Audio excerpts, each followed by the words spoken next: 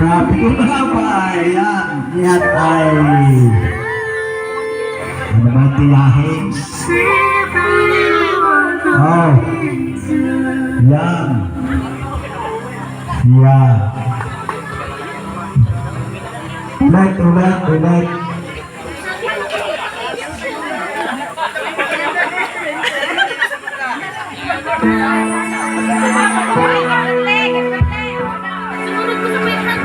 Pwede naman yung mga magkakayat diyan ng karnay, pwede sumabay. Oh! Kagaya ni Kapitan, ari din yan. Kahit may dulo-dulo ang kamay. Oo, igalay na ako eh. Oh, ikaw magkakafer. Sir po, magsasabi ko daw po. One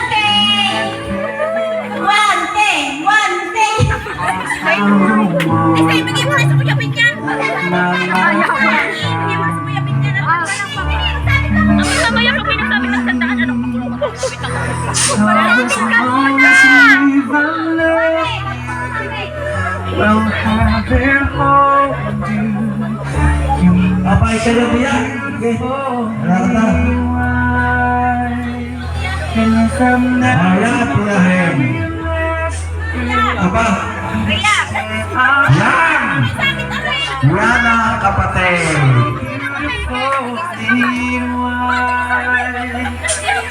Sige, sabit na kayo ng sabit.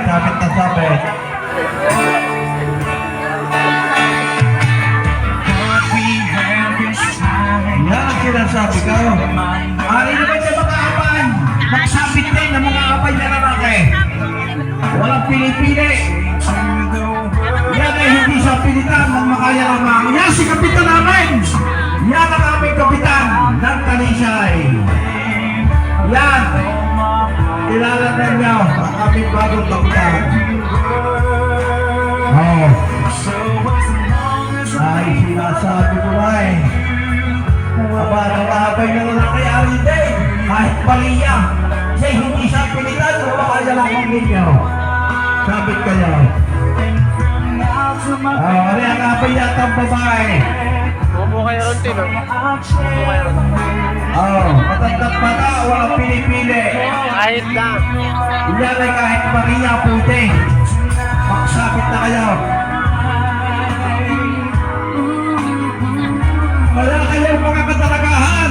Kung kayo magkaasawa, magsabi kayo sa inyong magulang. At nakagayahin ninyo ang mga lubot-pidyang yan. Ay katapang mastal sa kanilang tagaliran na mga pirang nakapangaputi sa kanilang libuhan.